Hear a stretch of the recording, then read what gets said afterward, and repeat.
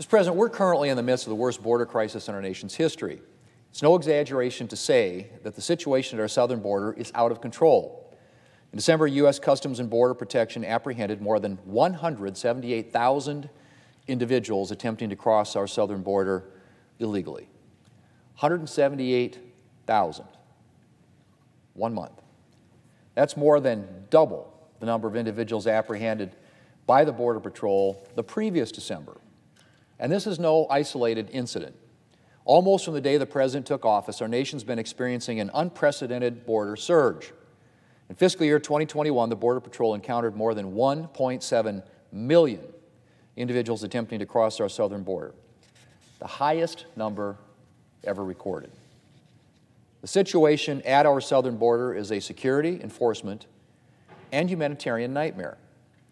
Our Border Patrol officers have done heroic work this past year, but they are stretched incredibly thin and are having to spend too much time caring for migrants and not enough time patrolling the border.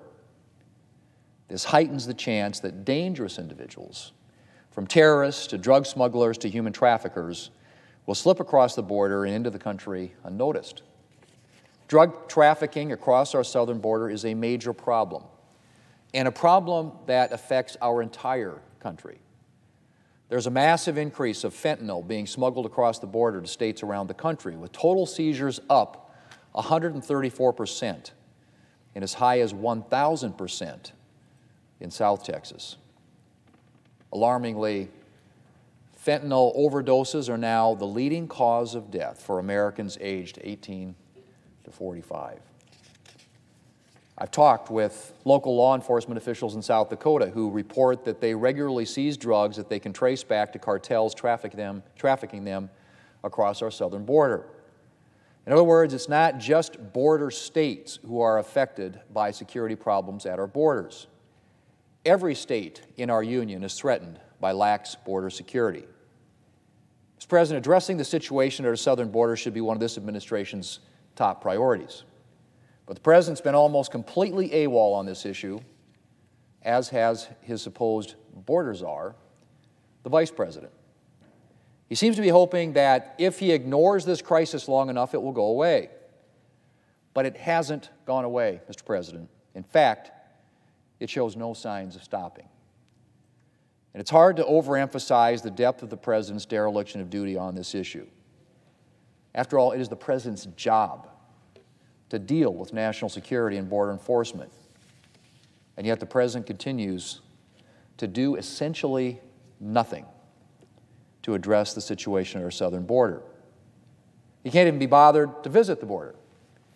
In fact, there's reason to believe that the President has never visited the border, not as President, not as Vice President, and not even as a senator, beyond driving by it once on the way to a campaign rally in 2008. Of course, Mr. President, this situation isn't just a matter of the President being derelict in his enforcement duties. The President is partly, if not largely, responsible for the existence of this situation in the first place.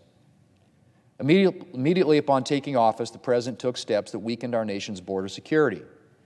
On his very first day in office, the President rescinded the declaration of a national emergency at our southern border. He halted construction of the border wall, and he revoked a Trump administration order that called for the government to faithfully execute our immigration laws. That was all on his first day. And that wasn't all. The President's Department of Homeland Security also issued guidelines that same day, pausing deportations except under certain conditions. The effect of all this was to declare to the world that the United States borders were effectively open, and the administration hasn't made much of an effort to correct that impression. The President has significantly limited the ability of Immigration and Customs Enforcement and Customs and Border Protection to enforce immigration laws. Deportations dropped precipitously during fiscal year 2021, as did arrests in the interior of the country. And of course, having a President who seems untroubled by the massive number of migrants attempting to cross our borders illegally hardly sends a discouraging message to those contemplating making the crossing themselves. Mr. President, there is simply nothing good to say about President Biden's record on the border so far. His policies are not compassionate. There is nothing compassionate about policies that invite illegal immigration and encourage individuals to undertake the dangerous journey to our southern border. And he's betrayed the duty he owes to the American people, who should be able to count on their president to care about security concerns, including border security. Mr. President, we just marked the anniversary of the President's first year in the White House, a year marked by disaster at our southern border. The President has a chance to change that record, to leave behind something other than border chaos to mark his time in office. But until we see real action from this administration, I'm not going to get my hopes up.